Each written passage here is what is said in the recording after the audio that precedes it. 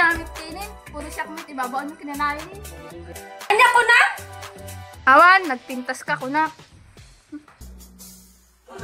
Ay, hindi maliman ka! Hoy, magpapamatay ka ba? Ako na alam mo, tik mo masagasaan, ikaw pa may galang magalit. Ikaw nga min, tinantumit kita mo kang ganit at uling napadalisan. Akin anak gamin dahil tayo, nakatangtang ha. Itong mga marites nito, palaging updated sa buhay ko, mga pakinamaya.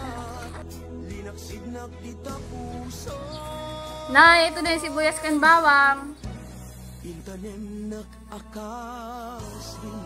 Anak, ano ba yung pag-anak ko? Sika nga talaga ang tule. Sila na ginatgatang mo. Mga class, ang ating tatalakayin ngayon ay tungkol sa dula. Ngunit bago ang lahat ng yan, ano kaya ang dula? Maaari mo bang sabihin o magbigay ng opinion patungkol dito? Lovely? Simula po nung una, hindi na maintindihan nararamdaman. Naging magkaibigan, ngunit di umabot na magkaibigan. Tanggap ko yun noon, kampante na ganun na lang. Sapat na nakasama kita, kahit hanggang dun na lang.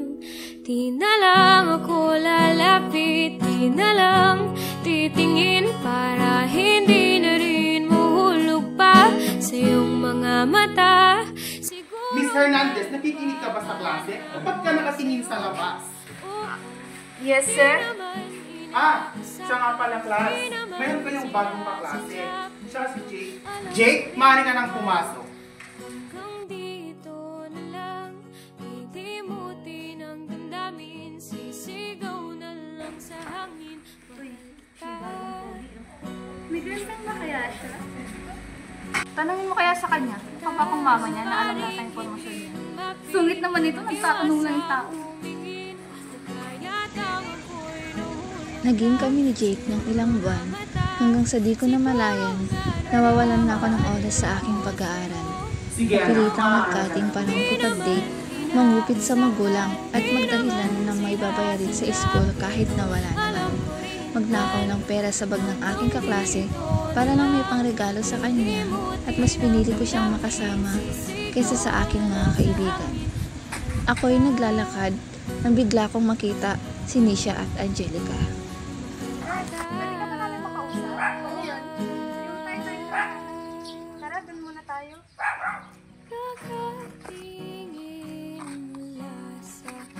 Ano ba yun? Kasi Sabihin mo na kasi Nisha. si Jake kasi may kinakalandi ang ibang babae sa may waiting shed kahapon.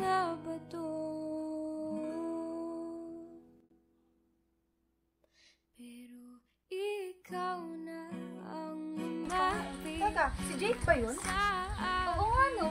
Wait, parang... Oo, siya yun! Di ba yung boyfriend ni Jermaine?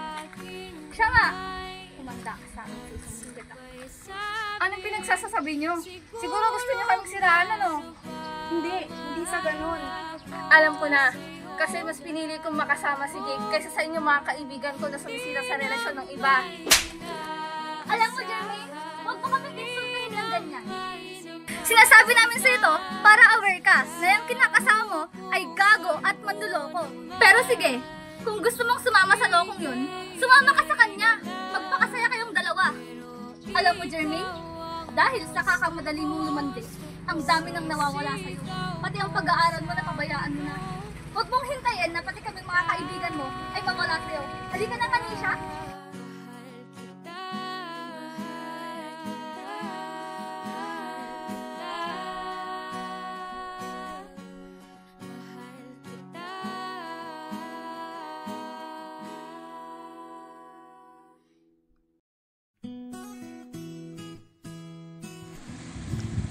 Bigla akong napaisip sa sinabi nila.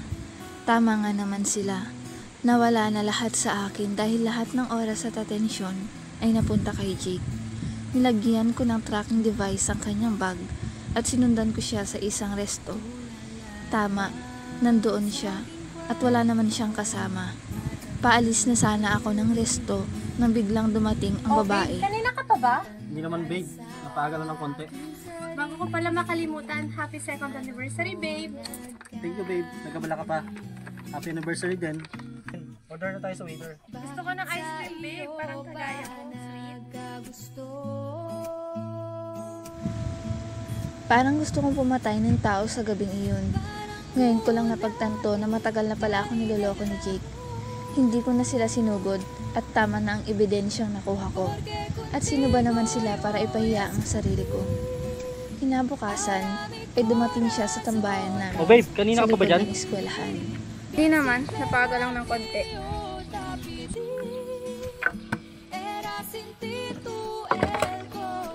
Ha?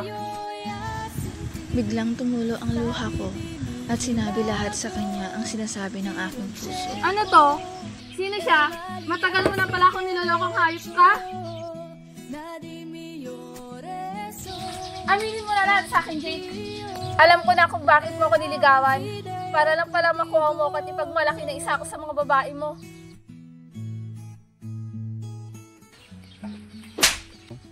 Tsaka nga pala, para sa panloloko mo sa akin. Para sa oras na nasayang ko para sa'yo. At yan, para sa mga kaibigan kong pinagpalit ko para sa'yo. O ayan, yung singsing mo. Baka pwede mo pa i-recycle sa mga babae mo. Uy! Bes! Oh, bakit? Anong nangyari? Sorry kung nawalan ako ng time sa inyo para kay Jake. Sorry kung mas pinili ko siya kasi sa pagkakaibigan natin. Sorry kung... Tama na. At least natauhan ka na. Sa susunod kasi, Bes, dahan-dahan ka lang sa pagdidesisyon sa buhay mo. Alam mo kung anong dapat mong gawin? Bumawi ka! Bumawi ka sa lahat ng pagkukulang mo. Mag-aral ka ng mabuti. Iwan mo na yan si Jake. Thank you, Bes. Tama na, huwag ka na umiyak. Okay lang yan. Makakabawi ka. Bakit ikaw ba ang napili? Ngayon ang puso ko'y suwi. Kay simple lang ng aking hiling. Na madama mo rin ang pait at bighati. Sana'y magmilagro. Babalik ko, mali may diretsyo. Pinagdarasal ko sa aking puso na mabura na sa isip ko. Bumawi ako sa exam, pero sa tingin ko kulang pa rin. Lumabas na ang list of graduates, kaya ang lahat ay pumunta sa screen para tignan ang kanilang mga pangalan.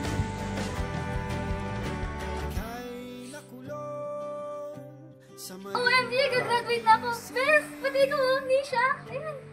Itong OA na to? O ano, Bes? Meron ba yung pangalan mo? Wala eh. Hindi ako makakasabay sa inyo graduate. Hi, nakakalungkot naman. Alam mo, okay lang yan. Hindi naman dyan nagtatapos ang lahat eh. Makakabawi ka rin sa susunod. Tsaka kung ano naman kung hihinto ka o uulit ka, di ba? Salamat mga Bes ha. Sige, una muna ako. Magpapalamig lang ako. Okay lang yan, Bes. Hintayin ka namin. Anak, anong nangyari sa'yo? Hindi ka naman ganyan dati. Ma'am, baka magawan pa po ng paraan. Kailangan ko po makagraduate ngayon. Sorry, Miss Hernandez, but it's too late para ipasa mo lahat ng pinapagawa ko. See you next year. Biglang pumasok sa isip ko na magpatulong sa kaklose kong teacher, ngunit isang payo lang ang natanggap ko. Bakit ka nagmamadali, anak? Respetuhin na lang natin kung ano ang kanilang desisyon. Ang mabuti, magpursige ka para mag-aral. Biglang pumasok sa aking isip ang laging habili ng aking ina. Aganad ka laeng, baka may patublak ka.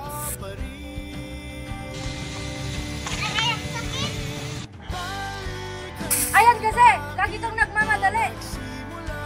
Abay, pinagtakan ka di? Importante, makadaan ka di papanam. Naglalakad akong umiiyak sa daan habang umuulan. Parang gusto ko na lang mamatay dahil sa kahihiyan. Hindi ko namalayan na sa gitna na pala akong kalsada ang naging dahilan ng aking... Miss! Miss! Okay ka lang ba? Miss!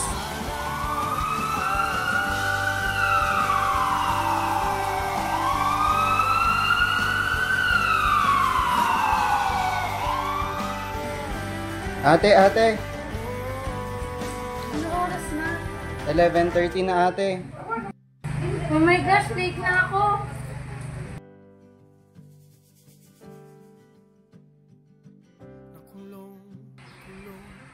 Hala, wala yung pangalan ko. Ate, tapos na po ang eduk kanina pa. Congratulations, Miss Hernandez, ikay magtatapos na. Sabi ko sa'yo, huwag magmadali makakarating ka rin. Dumating ang araw ng pagtatapos. Hernandez Jermaine B. Bachelor of Secondary Education, major in Filipino. Jermaine, ano oras na? Nandiyan siya rek mo. Good morning, class. Ang natutunan ko ay hindi pa unahan ang pag-abot sa tagumpay na sa isang proseso ito na hindi basta-basta pinagdedesisyonan ng biglaan. Nasa determinasyon, pagtutulungan gaya ng aking mga kaibigan, kahit na ako'y nahuli, hindi nila ako pinabayaan at sinukuan. At sa aking mga magulang na laging nagsasabing, agan-anad kalain. Dahil ang buhay ay hindi isang karera at kahit mabagal man ang aking takbo, masasabi ko naman sa huli na nagtagumpay ako. Magandang hapon, Ma'am Hernandez. Nax, nandito na ang besh naming most outstanding teacher dito sa Kalawakan. Kaya nga, baka yung pamilya ka dyan. Kayo talaga, mga bulera pa rin kayo. Tara na!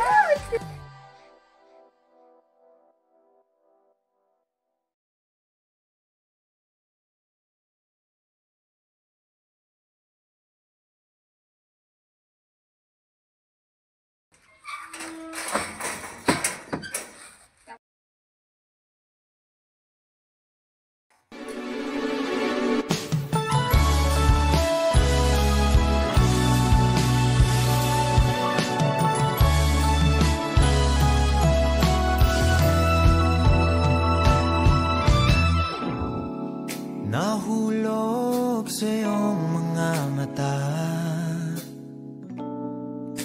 tila ba'y di na makawala. Nais ko lang ay magtanong, maaari bang humingi ng pagkakataon na mahawakan ang iyong mga kamay, at sa awitin na to tayo'y sasabay. Ikaw lang ang pipiliin, o wala nang iba.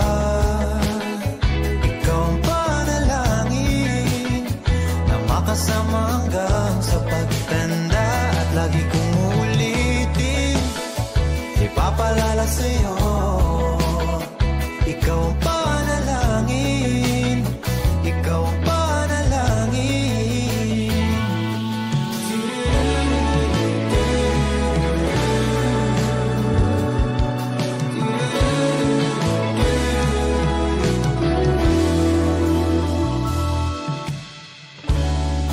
Pangakong ika'y aalagaan, ibibigay lahat, pati ang buwan. At sa ilalim nitong mga bituin, Mas masarap sa pakiramdam na pinaghihirapan ka ng taong mahal mo. Yung tipong haharapin at gagawin niya ang lahat, marinig niya lamang ang matamis mong oo. Kaya kayo, ano ang mas gusto nyo? Ang panliligaw noon o ang panliligaw ngayon? ikaw ang panalangin, ikaw ang panalangin. Ikaw lang ang pipiliin, o wala nang iba. Ikaw ang panalangin na makasama hanggang sa pagtanda. At lagi kong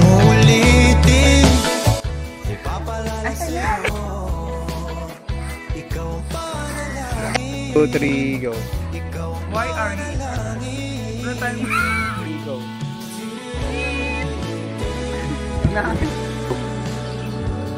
Pogi na. Ade! Clap your hands in the air! Manet.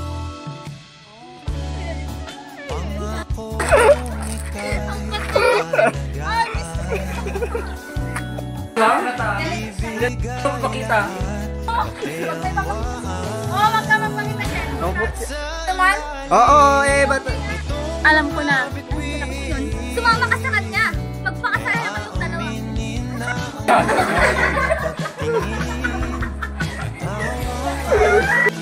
Wait lang, ha?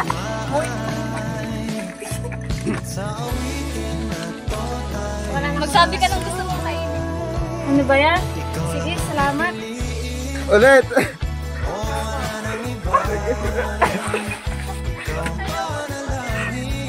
Go. Haba ko ba? Sige, ito na yung time. Kulang pa yan. Dapat namumugto yung katawan ko. Magandang hapon ng Hernandez. Nax, nandito na ang